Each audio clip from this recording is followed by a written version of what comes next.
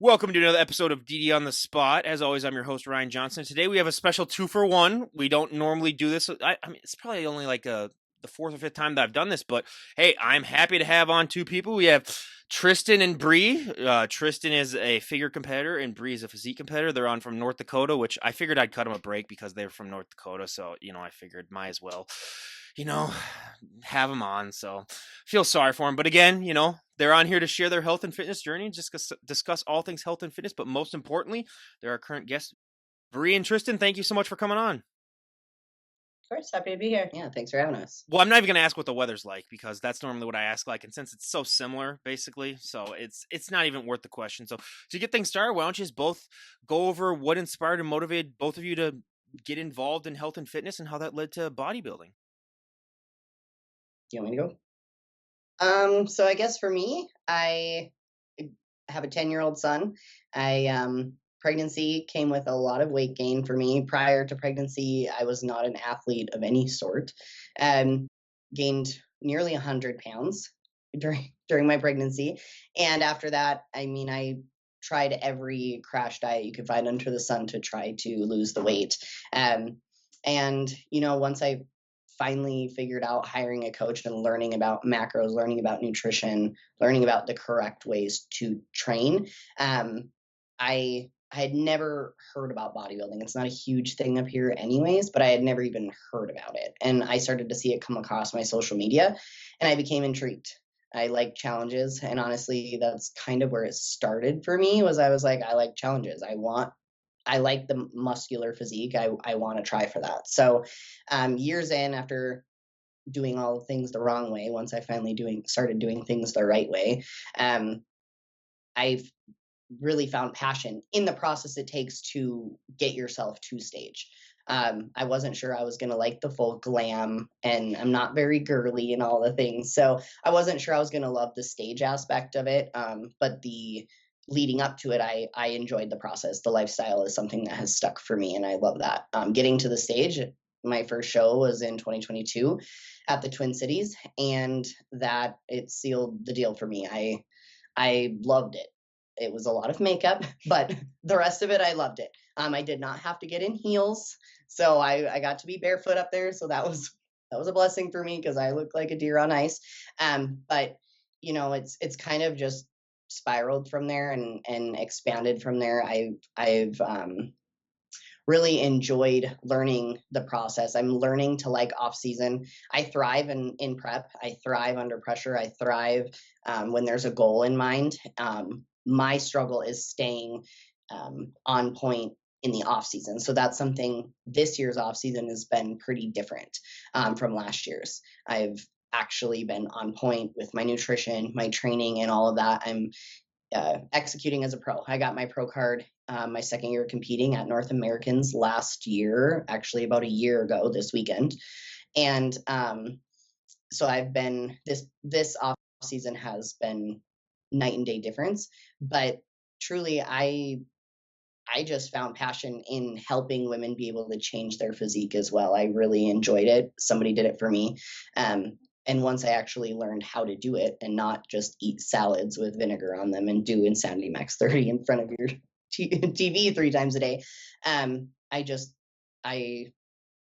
fell in love with the sport. So really in a nutshell, that's really where it started and where it went for me. And now we're prepping, or we're in off season going into a prep for my pro show early April next year. Debut time. Yep. And geez, I guess for me, I honestly didn't know bodybuilding was a sport. I thought bodybuilding was Arnold and Arnold was bodybuilding until 2017. And I was kind of going through some life changes for myself, and I was in a support group for cancer survivors, as I'm a cancer survivor myself, a stage 4 cancer survivor. And so, I'm always kind of looking for that next thing to challenge myself, next thing to make me feel alive. And I was in this support group, and there was a young girl talking about how she had wanted to go into bodybuilding at some point, but she felt like the scar that she had received from surgery was going to put a damper on that career path for herself. And I was like, what if I did it? Because we have the same horizontal scars across our abdomen. And I was like, what if I did it? I don't even know what I'm getting myself into. And I hired a coach, and I mean, you get what you pay for. She was $100 a month. We prepped, and I mean, my first show was a mess. I was the my coach. She ghosted me on show day, and the girls backstage had vodka and wine, and I hadn't drank at all through prep or anything. But they were doing that before they went on, so I definitely needed to do that. And I was a little wavy on stage for my first show.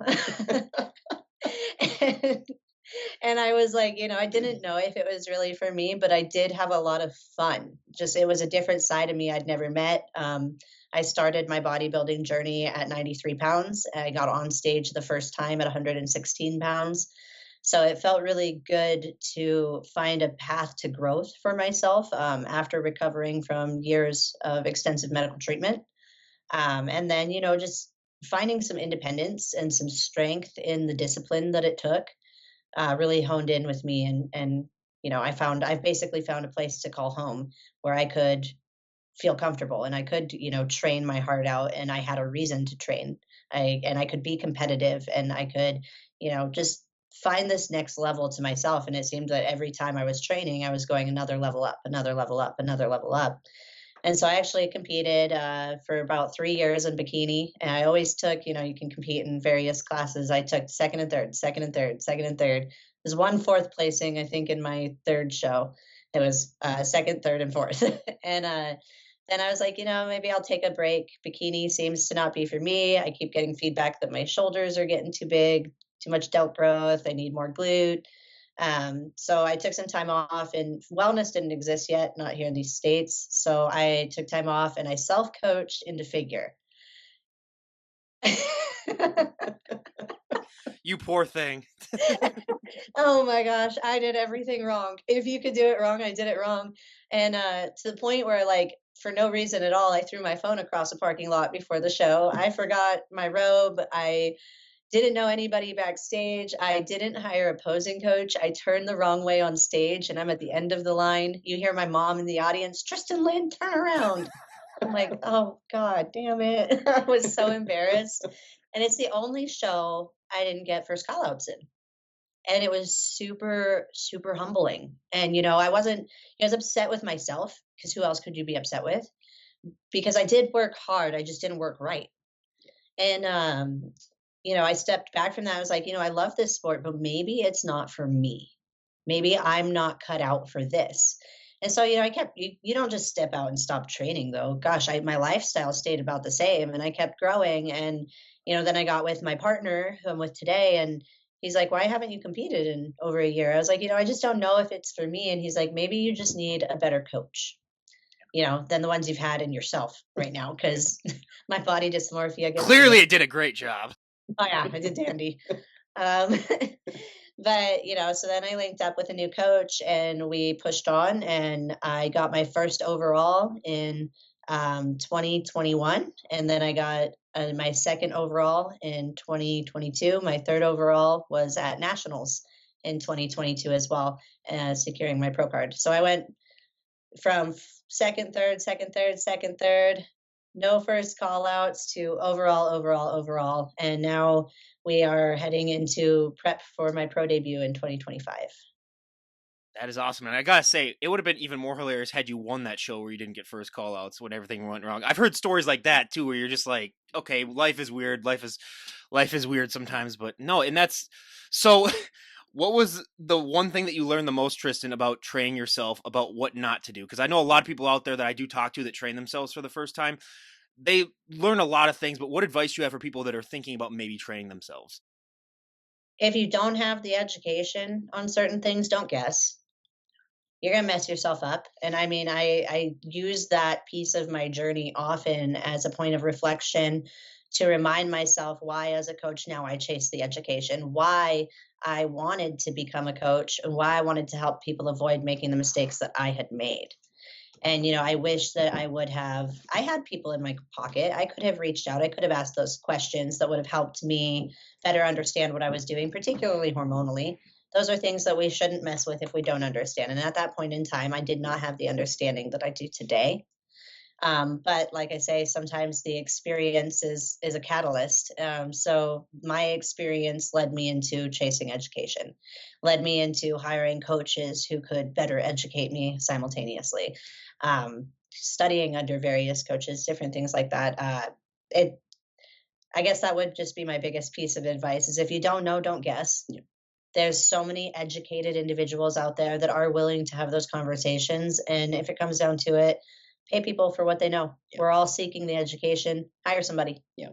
So I wouldn't self coach again, even with the education that I have now since, 2000, what was that, 18, 19, 2019, I competed there. Um, I wouldn't self-coach today just because I understand myself as another kind of athlete now. I've peaked very hard for the last 3 shows that I've done, and each time the day before the show, I have a little breakdown and lock myself away in the bathroom. My husband has to slide the phone under the door. My posing coach is there telling me to get up. We didn't work this hard for you to be sitting on the floor and give me my little pep talk. And, I think about those things after each show and I'm like, the thing that makes every experience better for me is the team that I have supporting me. I will always give the same level of hard work. I'm not going to work any harder the next show than I did the last. But, what changes have I made between the shows that's made the experience better or made me a better athlete? And those things have been, increasing my support structure, changing, the dynamics between myself, my coach, my posing coach, and really making a team effort. Those things have made huge differences for me. Well, and Bree, you mentioned that you're not really a girly girl, and that's something that I, talk to a lot of people that are that's similar to that. How long did it take for you to get comfortable being in a bikini and going on stage and posing in front of people? Because a lot of people that say that, I was like, well, you chose kind of a, you went kind of a 180 on choosing the sport then for that. Yeah.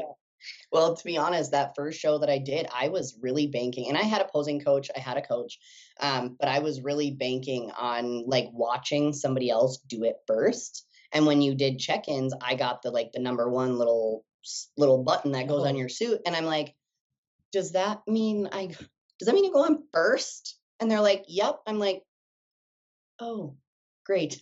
So I had to wing it. And I'm like, I don't know where to go. I don't know where to stand. I don't know how to walk up, but I winged it and it worked. It worked. But it wasn't so much not being comfortable in the bikini because I was proud of the physique. It's more of the posing. It's more of the being more feminine on stage and how you're walking. And I mean, I just walk out there. She calls me whippy because I just whip that shit in place, like that's just it. I'm still working on posing. It's a work in progress. Okay. I got it going. Especially with my division, you get to do the 60-second routine in the evening. And it's an individual routine. You're up there by yourself for 60 seconds. You don't think a minute is a long time until you're up there and all eyes are on you. So I think for me, it's the posing so much and not touching my face. Once they do my face up at 3:00 in the morning, don't touch it. I'm a toucher. But no, it's gotten easier, and I hire people for the makeup and the hair and things like that. Because if I did it, probably wouldn't look good. So I mean, Sandy didn't love your space buns. no, she didn't. She wanted one bun. She didn't. I had 2 space buns for my pro debut. She didn't love them, so we're gonna have to. You haven't debuted yet. Or for my pro card. National show. She didn't love my buns. So we're gonna. My hair's just very long, and I may have to cut it before we go in for my next show, but we'll definitely not do space buns, I guess. See, this is why I don't like having 2 people on because I laugh too much. Because then people work off each other and I laugh. No, I'm joking, everyone, but it's great. Well, you see, you have the TCO right behind you, which is great. So I honestly live 5 minutes away from where the TCO is. That's where I am. I've been to the show the last 3 years. So I probably So I was at the show that you won. Never paid for anything because I'll give you guys a little life hack here if you guys ever want this. When they're getting you in, they do the thing where they write down. Like they put a check on your hand, like if you pay it or not. I just show up with every color known to man, a Sharpie. So I figured out what color they're using and I use it. Life hack, guys. I've saved like $180 over the last 3 years. So again, again, I don't. You got to edit that out, or else you're going to get yourself exposed. No one watches. We don't want the system to budge. Here's the thing. Here's the thing that I love about it is that like everyone cares so much about the guest, they don't care about me, and I love it that way, so that like I can go incognito and no one will recognize me unless I like expose myself. So yeah, go ahead, try and stop me. I'll be in the crowd. No, I'm joking, Check everyone. already. Cut the check. I give them enough free promotion that they should be thanking God anyway. So, but no, and this is a question for both of you guys. Everyone always has that one body part that really, really takes off when they get started. They don't have to train as much. And then everyone has that one body part that just drags behind it. They have to train to oblivion. What was one body part that took off for you? And what's been one body part that just, God forbid, you could train it 5 times a week and it's still going to suffer? For me, my back is a strong point. My legs are my weak point. Y'all, I'm pretty balanced. You are pretty balanced. It's kind of annoying. I don't. I feel like I prep a little different than most athletes. My metabolism is stupid fast. It has been since I finished treatment. Putting on weight is very challenging for me. I will eat astronomically high numbers in my macros to put on 5 pounds, but I will have to maintain that high number just to maintain that weight. So I eat a lot during prep. I grow into all of my shows. I typically weigh more on stage than I do at the beginning of my preps. So I grow pretty symmetric. I don't think I've got any body part that super lags actually. That was why I was struggling more in bikini is, I had to stop training so symmetrically or else I was going to keep growing in my delts. I was going to keep growing in my back. I wasn't going to grow more in my glutes than I was in say my quads and my hamstrings. So, and I liked the training style I was doing. So I continued. But I haven't really actually ever been hung up in with any of my coaches either on a certain lagging body part. It's just been, okay, let's make sure everything, and feedback is always the same. Everything the same, but bigger. They want the same level of conditioning, just bigger everywhere. So that's what we're working on. Bree, can we kick Tristen out now? Because now that she just said that she can eat basically so much and then just to put on, that's a good problem to have, Tristen. God damn it. And your waist stays this big. And I'm like, it's fine. It's fine. I don't know though. It gets in my head sometimes because like I've been in my progress season and I look at the people that I'm stepping on stage against and gosh, they're amazing. They're incredible. Even in their progress seasons, the amount of size and mass these women are carrying on the day-to-day basis and the tissue I know that they're molding with that is intimidating. And I do have to remind myself multiple times that this is an individual sport at the end of the day and no two bodies are going to prep the exact same. Yeah. And so my journey is going to be unique to me. And obviously, it's been well enough to get me where I've gotten in my last 3 shows.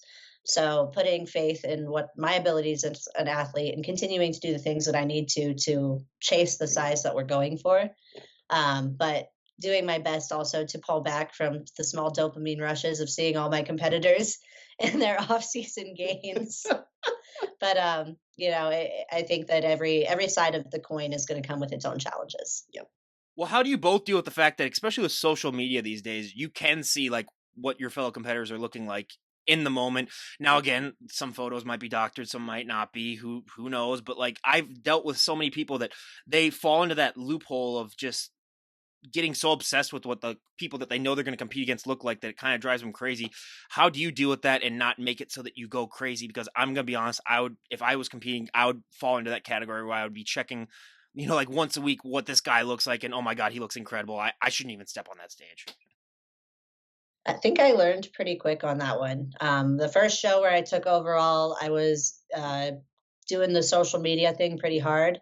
And my husband called me out on it. He's like, hey, you're kind of you're going to raise your cortisol. You're stressing yourself out. You look amazing. This is the best you've ever come in for a show. So why don't you just stop looking at everybody else anyways? And so I did, but it turned out, I will move to wherever I'm competing for, 2, 3 weeks before the show, just so I'm settled in. Everything can peak optimally that way.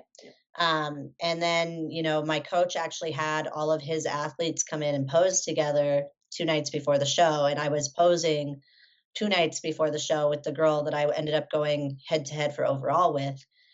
So it was like, Instagram in real life right now. This is what's happening. This is what's going on. And it was just as intimidating to see him there as it would have been to look at him online.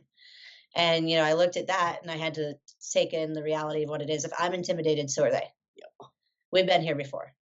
this isn't our first show. Nobody in this room wasn't their first show. So it was one of those kind of reality moments. And then I stayed off Instagram, went out of pocket. My husband was scrolling it all day.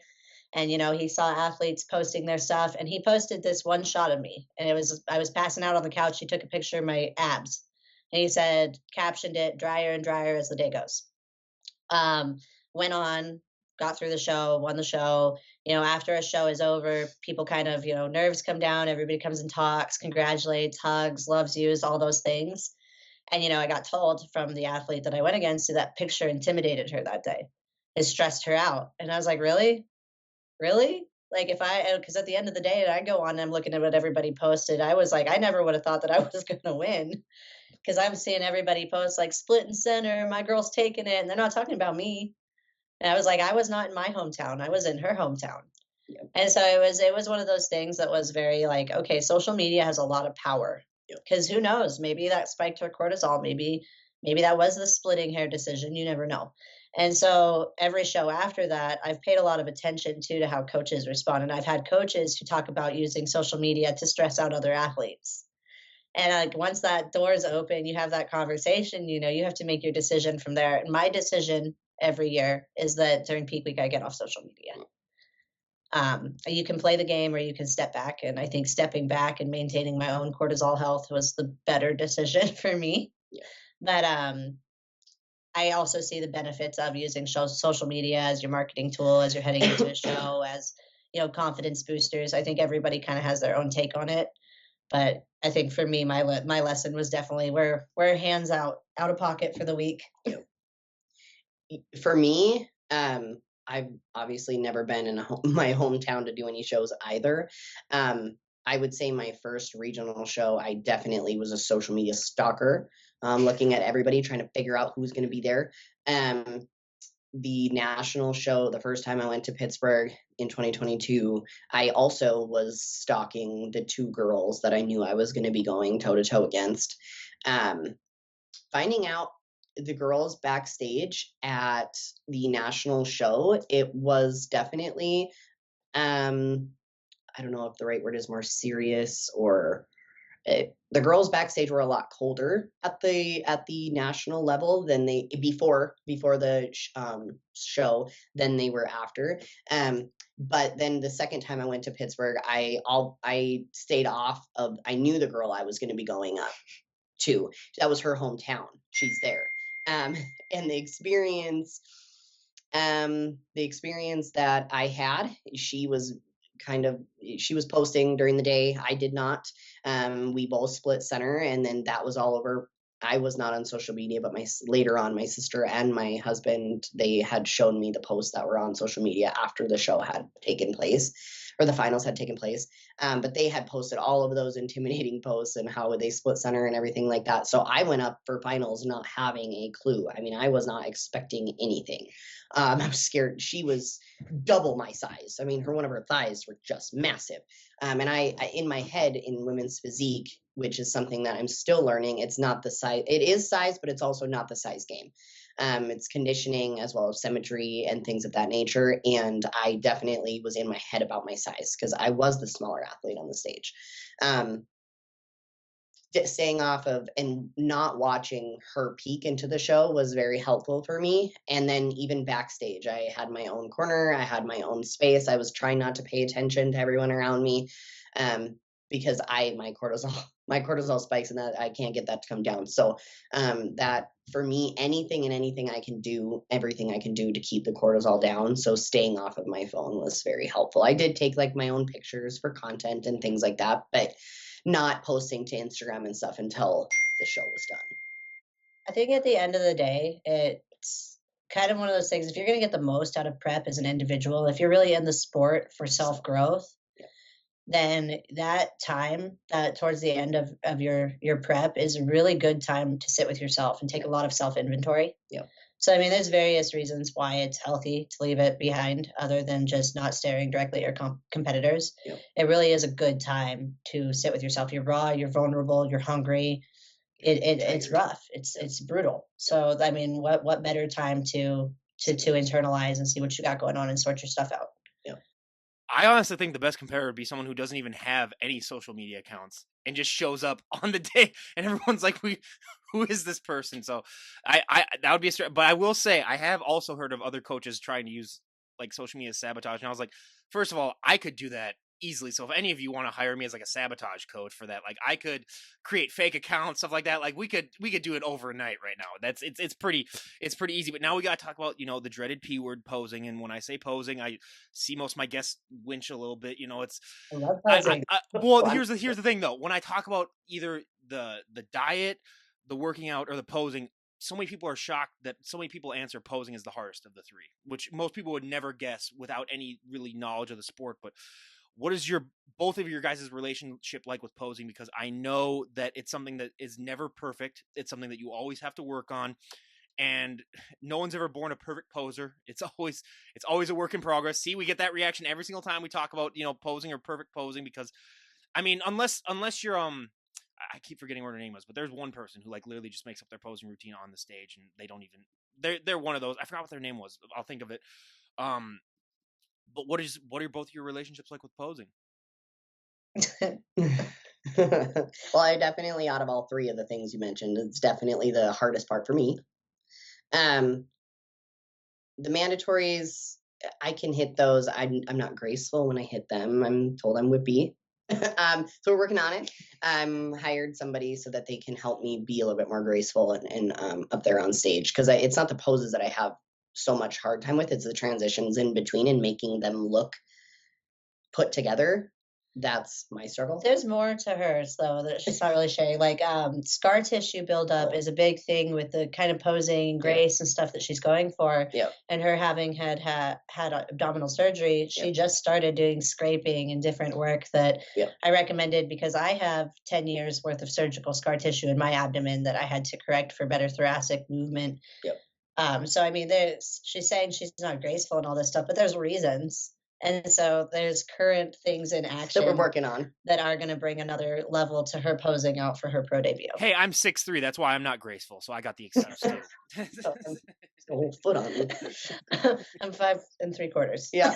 Everybody says that I look tall. Like when they meet me, they're like, "Oh, I thought you'd be taller," because I'm not even 5'1". And I'm like, dude, that's why I'm so good in figures. I have tall person symmetry on a short person body. She does. She 100% does. The first time I seen her recently, she walked in, she looked so much, she looked huge on social media. When I see her on peak week on stage, I'm like, God damn, look at those delts. Like, those are huge. They're big as her head. But then she comes in and she is big for her frame. And so I'm just a girl. I just give her a little girl. I just give her a big hug, Because I'm sitting down all the time, and then whenever I go to like the TCO and I meet people in person, I'm like putting my elbow on their head basically, and then like taking a photo with them. No, I've always found that fascinating, especially like the bodybuilders that are like 5 feet tall, and then you're like, they're so big, but then they're just so small where you're just like, I love that. But Tristen, what was your experience like with posing? So posing for me is pretty entertaining. I love posing, to be clear, especially once I hired Kenny Wallach as a posing coach, and I started to understand better my mental physical connection during posing. However, that being said, since I turned the wrong way on stage during comparisons, I nail comparisons. That is like I hone in on that. So I'm doing comparisons in my sleep. However, I have yet to go on stage and do my routine without tripping. And I mean that so literally. I have a collage video of all my stage blunders. Please send it to me, and I'll post it here. Like even at nationals, my girl was recording a video of me that she sent to me from the live stream, and I come around for my final model pose, and I wave, and so I try to correct it and do it again. Got a little wavy again, so I tried one last time, third attempt, didn't hit, and I literally just gave this face that was like, "Nah, I'm done. So you guys get what you get from me. I'm out of here." I threw up a peace sign. I was like, there's like 3 series of photos of my face, and I'm just like, Yeah. and I was like, there's no way. Like I knew I had won my class at that point, but like given how my routine had gone, I was like, there's no way. And so I do love posing, and I love that the stage, the judges, the federation has been so accepting of my personality coming out during my routines. Because I do think, the importance is when they're comparing us. Yeah. That is the bread and butter. That is where they're going to see what they're looking for. Our routine is an opportunity to showcase what we're proud of. Yeah. And, for me, my personality coming out during that time and still walking away knowing that I was able to showcase what I'd worked so hard for, that's given me a better experience at the end of the day. So it is a goal for me. And like I said, I love posing. I actually do coach posing for my figure girls. However, I'm very open that, I will get you a great routine, but what you do with that routine and if you trip on stage or not, that's on you. Because that's what I take home at the end of the day. It's not on Kenny when I make a blunder on stage. That's on me. Yeah. But yeah, no, I do love posing. I just think we all got to practice, and practicing on multiple surfaces is always a good idea. Always. Well, you just got me laughing in my head because I was thinking about Urkel the entire time that you're talking about stumbling. Just did I do that and stuff like that? I was just replaying in my mind the entire time that you were. So I was like, try not to laugh so hard. Try not to laugh so hard. But no, and I mean, let's just be completely honest too. Both of you are not, the average looking woman, especially as you get closer to a show, and they just see the veins and the shreddedness. What is that like getting the general public's reaction? Because also being in North Dakota, I think I've had 2 other people from North Dakota on. So it's not, bodybuilding isn't that popular. It's not even popular really in the Midwest, being completely honest. Like in Minnesota, it might be a little bit more, but it's still not even nearly as much as it is in like the Ohios and the Californias and the Floridas. But what is that reaction that you get like as you get closer to a show? Because I compare it to being like a mini celebrity where you're going to draw people's attention just because it's human nature when they see something that's not of the normal to just be like, oh, wow, that's fascinating. And has it gotten easier as both of you have continued on your journeys to sort of accept the fact that like, hey, I might get some extra added attention? Or is it still kind of like, this is kind of weird? I mean, I think like when you choose this, you're choosing to be different. You're a freak. Yeah. You look different, and if you can't accept that, then what are you doing here? So I think that side of it for me kind of passed a while ago. I think the hardest one at times is still the verbal comments that people can make. Especially on social media. Like being called a sir when somebody obviously knows you're a woman just for the sake of pettiness and things like that. I was gonna say being 5 feet tall too, calling you a sir, that's like, come on. Yeah, I mean, and that's where the shift happens for me. Yep. Is like if you're really that, self-conscious within yourself that you can't let me be 5 feet tall and jacked, then get out of my way. Yeah. Like, okay. I think that making light of things and having a good laugh is better at the end of the day for everybody. I got a comment recently. Somebody called me a male transvestite on one of my photos, and I was like, did you wake up today, grab your phone, and say, I want to find somebody more jacked than me because I'm concerned about my little wiener? Like, come on, dude. Yeah. You got the time. I got the time. Let's play. Yeah. Other times, I have a list of things to say, by the way, that I can send you. Like I've come up with it over the years. It's like 30 different things to say, depending on how severe you want it to be. Amazing, amazing. So I think like the overall, North Dakota is its own thing. Like I said, I don't even peak in North Dakota. I've lived here for a little under 10 years, but I live everywhere. I travel a lot. I tend to peak in the bigger cities. I've never competed in the same show twice. So I've definitely been, Newark, California, Florida, various places where it's much bigger than it is here. And over there, you ain't shit. You don't matter.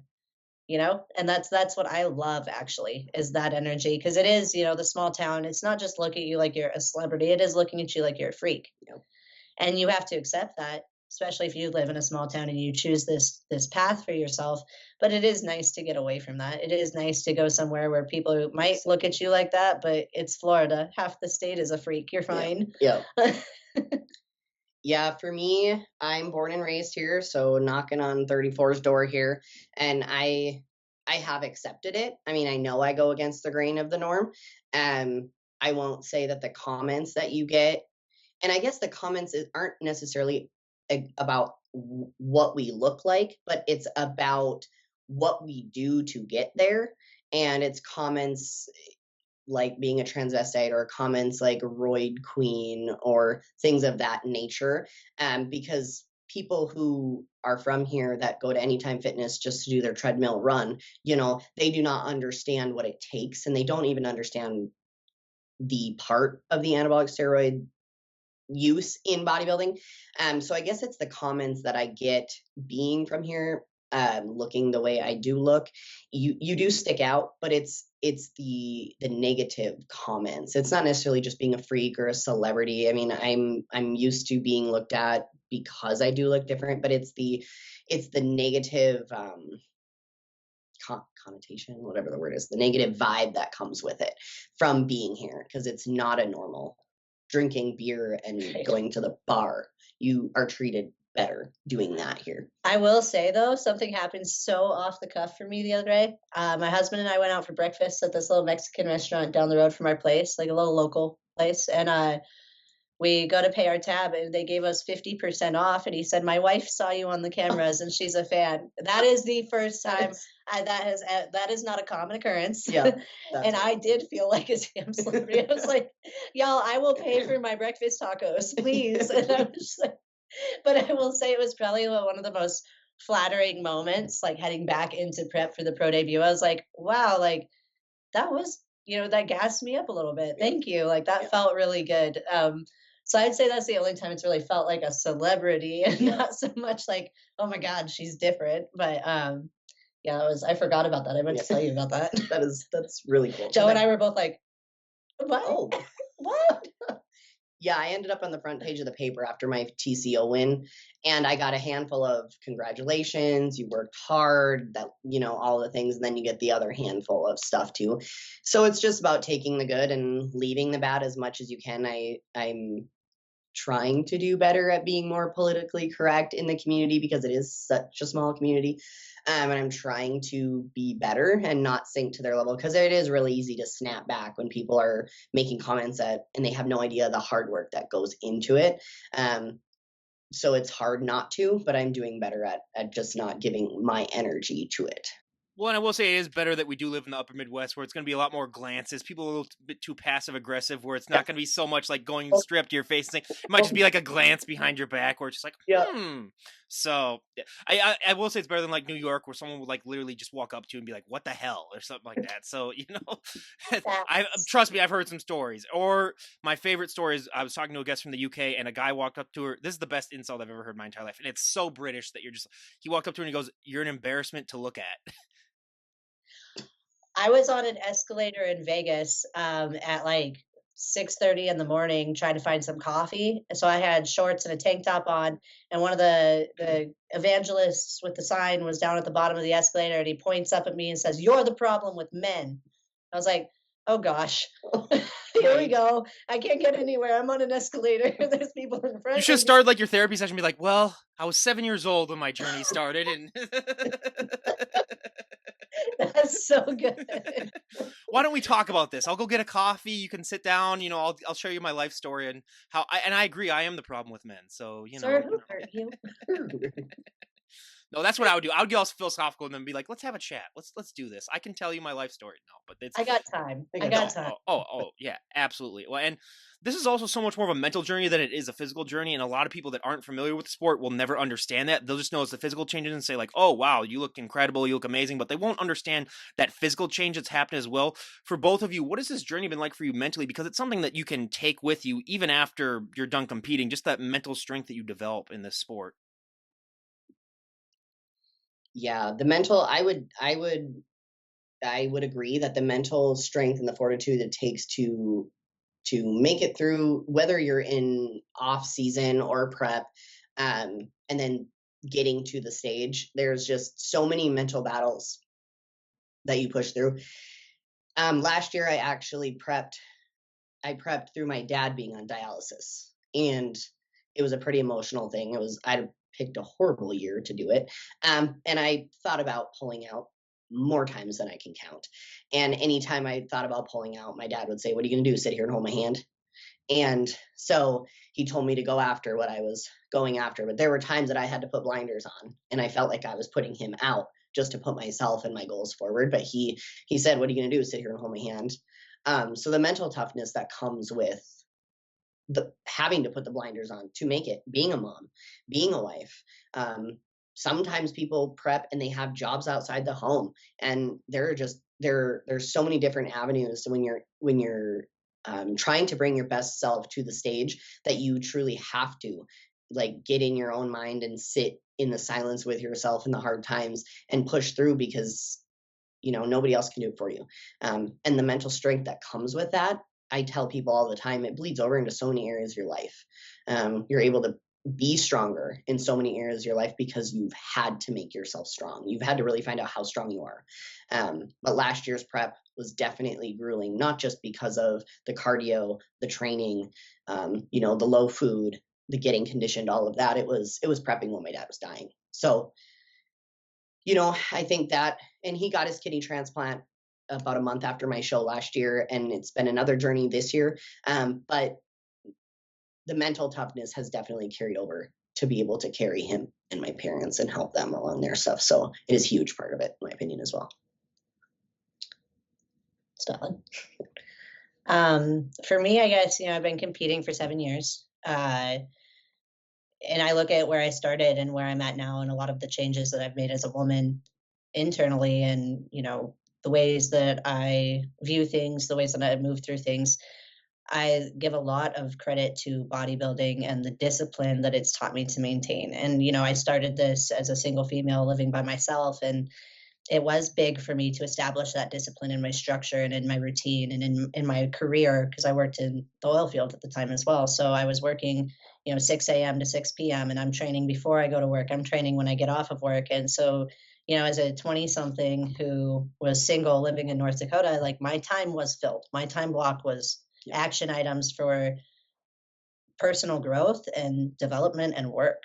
And so, I see the selfish side of that, but for me, like as a single female at the time, that was everything I needed to point myself in the right direction to continue to become this type of woman. And from there, I started Stage 4 Athletics with my husband, which is my clothing line, and Stage 4 training. And Stage 4 for me is really, it's a mentality. It's a challenge. It's not a sentence. And I really hone in on survivor mentality. And to me, survivor mentality is looking your adversity in the face, no matter what it is, and saying, I'm choosing forward. I'm choosing, even if it's only an inch that I can move today, I'm going to take that inch. Yeah. If I can make it 10 feet today, I'm going 10 feet today. Yeah. Whatever it is, I'm choosing forward because it is an option and it's there. Even though the option to sit is also there, it's not what I'm going to do today. And I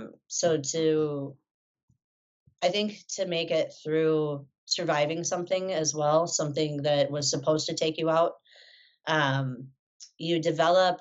There's a few ways that it can go. For me, I deal with survivor's guilt quite a bit. I spent 10 years growing up in a hospital, losing friends all the time, and so there's always that, why am I here? And so that's where survivor mentality has to come in over victim mentality. And so the why isn't for me to know at the end of the day. If I play my cards right and I stay disciplined and I keep moving in ways that make me feel like a fulfilled woman in this world and like I am helping others where I can, the why I'm still here is for them. It's for whoever I help, whoever hears my story and it somehow maybe inspires them, motivates them, whatever, they get to know the whys. And so for me, the mentality of this and, being able to sit with myself and take that inventory so many times through these vulnerable peak weeks that we go through and things like that. I think bodybuilding has been an absolute catalyst to the growth of my mindset, my personal development, and my internal disciplines. Yeah, no, totally. And I just think that it can be used for so many more things than just bodybuilding, that mental growth. You can use it for so many other aspects in your life. And that's why I really do believe that it's a lot. It's like we talked about before we started recording, that a lot of people just think that, oh, this is just working out and going on stage and posing. And it's like, no, there's so many more things that you can do with this sport that can, help and improve your overall life. And then another one for both of you guys, if someone were to walk up to you and say, hey, I decided to give you the God power. You can change one thing about the sport of bodybuilding and everyone would go along with it. What would be one thing you'd like to see? And it can be more than one, honestly, if you have more than one. Think about that. Better prizes. Okay, yeah, agree. Better prizes. My dream, and like anybody who watches this, shoot me in the foot if you must, but like I want to be just relevant enough as a pro to be able to host a show that gives great awards and makes people feel like the experience was all tied together with a pretty bow. Because like you said, it is a lot more than just working out and stepping on stage. There's so much growth that happens through it. And I think that being awarded for all of that you put into it, because it's also a pay to play sport. We're paying for this torture. Yep. And so I think, I've even always made the joke that the guy that invented this is the greatest Ponzi scheme guy I've ever met in my entire absolutely. life. So like I want to host a show someday that people want to go to, not just because it's a great show, well organized, great expediters, great judges, fair judges, all of that, but also because they look forward to doing their best because those awards are worth it. The fulfillment feeling that comes along with competing at that show is worth it. And so that's an overall dream of mine down the road. And that's, I didn't get a pro card because I want to win Olympia. It'd be cool to step on stage with the best in the world. Absolutely. But ultimate goal for me is just to continue to grow in the federation and continue to provide great shows and great opportunities for other athletes. That is a good one. I'm sure I had this question earlier. The shows that I've been at, as far as what she had said, were pretty good. The organization in some of the shows, I wish could be a little bit better. But bodybuilding in a sport, as a sport in general, I think obviously you get on stage and you're competing against the people that show up that day and you're there. I wish, and that's for the judges to decide. And I wish that more people understood that you're at the end of the day, you got to get up there and someone's going to get first, someone's going to get second, but you're competing against yourself.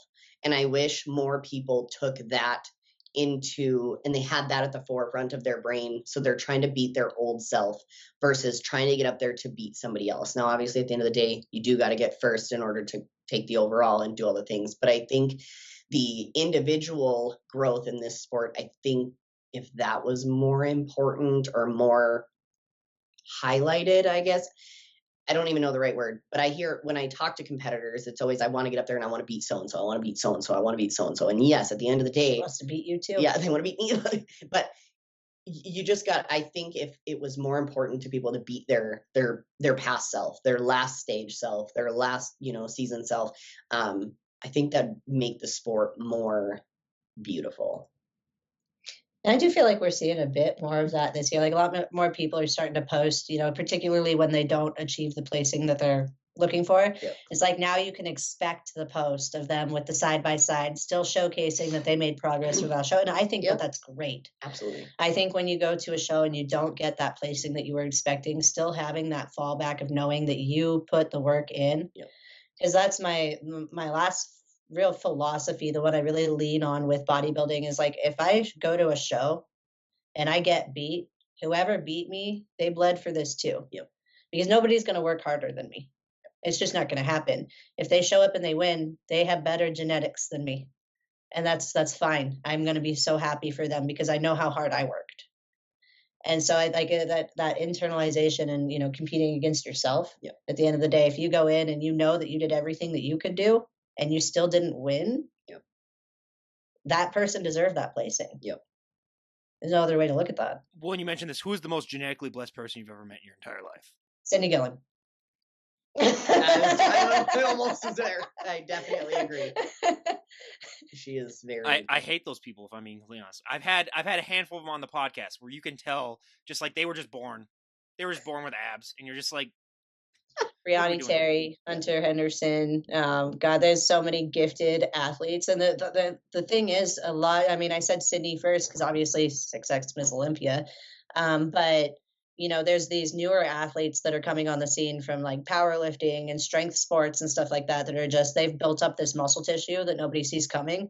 They diet down, they get conditioned with the right coach, and they're hitting stage, and they're taking some top 5 placings that nobody's seen budged in years. And so, when it comes to genetically gifted athletes, like, I got work this year because they are on the scene. There are some new ones just busting out, and I'm in awe. I always bring up the story of my dad's best friend. He's 65 years old, and the guy can still eat 8 Snickers bars a day and not gain an ounce of fat. And I hope that it's, I hope it's whatever heavenly power is out there is just like playing a joke on him. And one day he's going to wake up 400 pounds just overnight. It hasn't happened yet, but I want that. Oh my God, it is Give just me that tissue. Yeah. Oh God. And like he works out maybe once a week. Like he's like in really good shape. Like it's one of those people where you're just like, you were just brought on this planet just to embarrass everyone, basically, and humble everyone by. And the thing is, you think I'm a talker? This guy, the only reason I've never had him on the podcast is because it would be 6.5 hours before I'd be able to ask him a question, and like it would be so he would be the guy that would help me with baseball, and after we'd go do like a hitting session at his house, leaving his house, we would get a foot closer to the door every 5 minutes, walking out. And then even out in the driveway, it would be another 15, 20 minutes before we'd be able to get in the car. So Amazing. Yeah, no, that I understand that. Yeah, ADD. Yeah. I've got ADD. There it is. that's what it is. I mean, and that's before it was even diagnosed, but that guy is the poster child. There's got to be a pic of him when he does that. And I'd love to have you guys on in a year from now just to share what you've been up to. And for both of you, what's a goal that you'd like to have achieved when we talk to you a year from today? And it doesn't have to be like exactly a year from today. It could be like maybe by the end of next year. What are some goals that you'd like to achieve? Let's get these debuts out of the way. Let's get the debuts out of the way and go from there. See where we rank. You know, we both earned our pro placings, but see where we stand amongst the incredible pros that have been, carrying the torch ahead of us. So it's intimidating to exit the NPC and enter the IFBB. It's you can show up to the NPC and people are going to show up. But there's people who aren't going to show up too. So you can bank that you're going to look okay. And there's a little confidence in that. But the idea is that you don't step on a national stage against a pro that's not a pro. And so preparing for that, like, I feel like, we both actually, we partnered up on a lot of things. She's one of our stage 4 trainers. We are both working under the same coach. It's going to be a very big and busy year. So I think we're both just anxious to get the pro debuts out of the way and see what the goal is after that. See where we fall and then see where we go from there. I'm definitely, the pro card it was such a goal, and it was a great goal, and it was something huge to achieve. But once you exit the NPC, like she said, you enter the IFBB and you're at the bottom. So you have to show up, see where you stack up at. I have no issue putting on tissue. My struggle is the conditioning.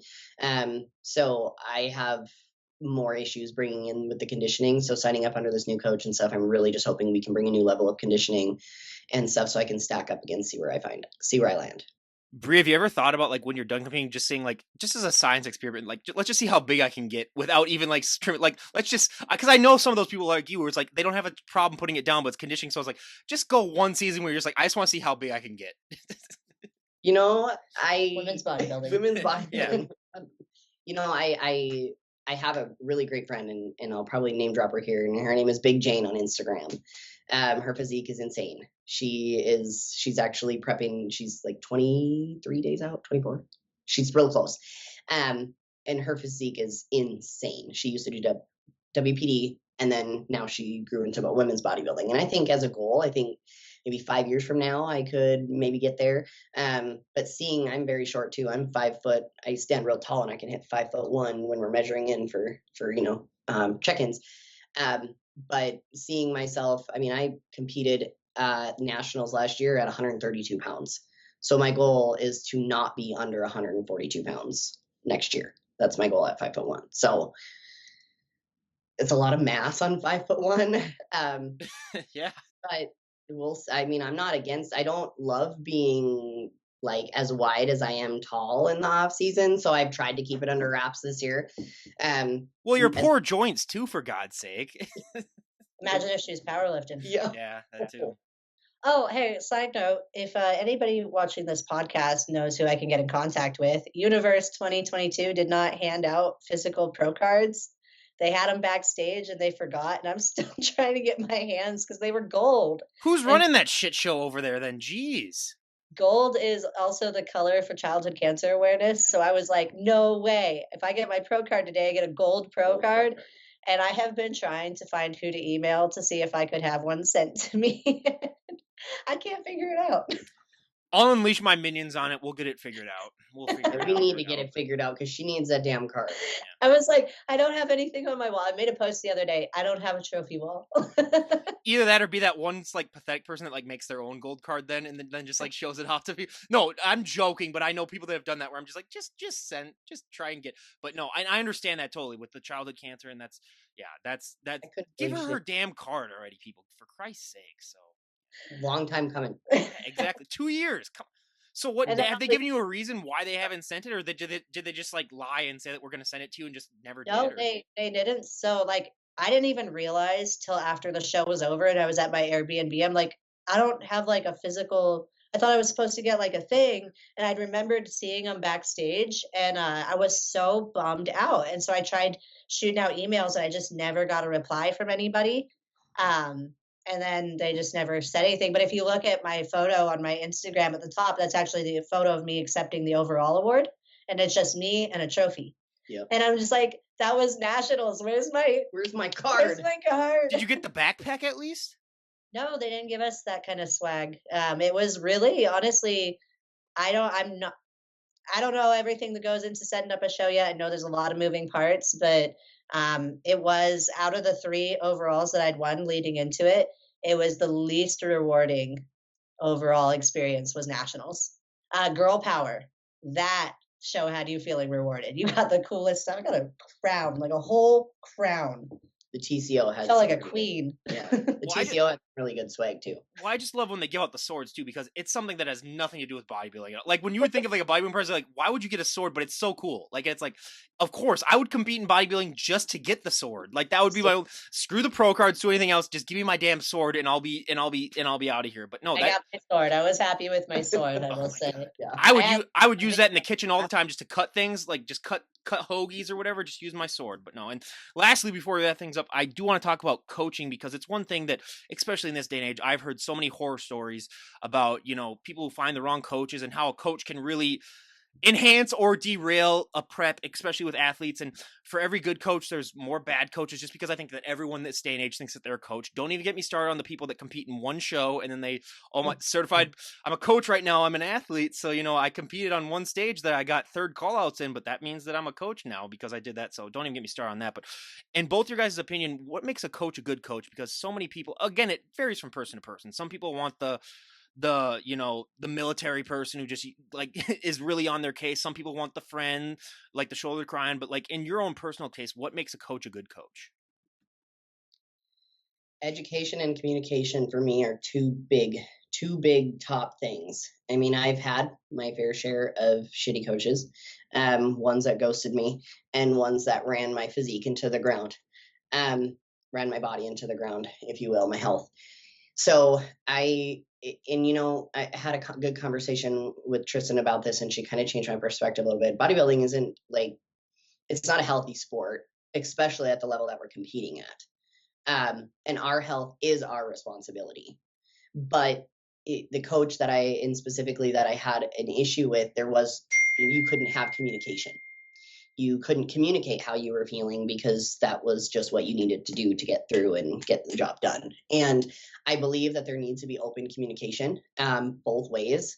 Obviously, knowing it's not necessarily a healthy sport, knowing you're going to put your body through some stuff, but being able to communicate that with your coach and have an open dialogue is huge for me. That's probably one of the most important things, in my opinion.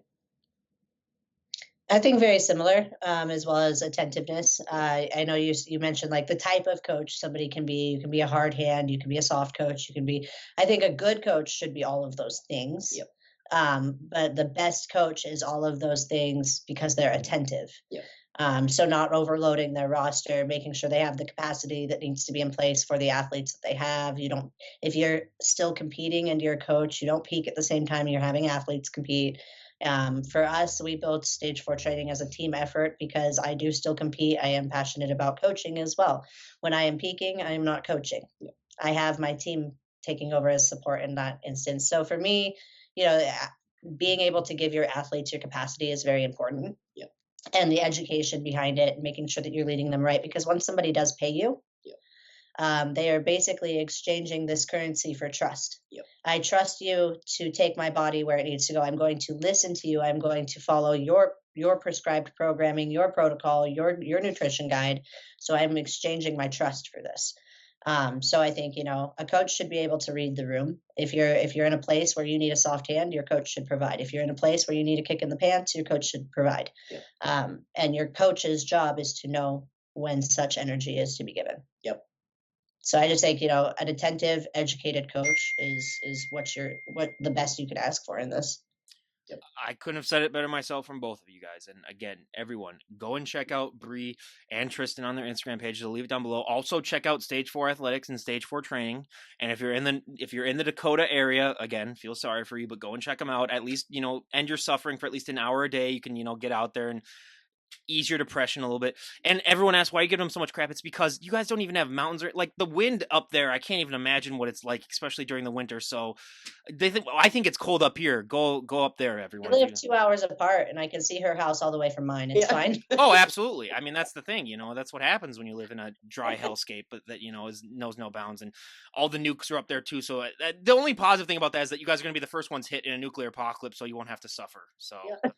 that's no. And again, everyone, I'm just joking with them. I have some idiots that comment like, "Why are you so hard on the guests?" And it's like they clearly just don't understand how sarcasm works. But again, everyone, go and check them out on their Instagram pages. I'll leave them below. Buy everywhere. You will get inspired to get off that couch and stop eating all those Twinkies. But again, thank you both of you guys for coming on and sharing your journey. I really appreciate it. Thanks, Ryan. Thanks for having us. All right, everyone. This is Ryan Johnson, DD on the spot, signing off. Have a great day, everyone.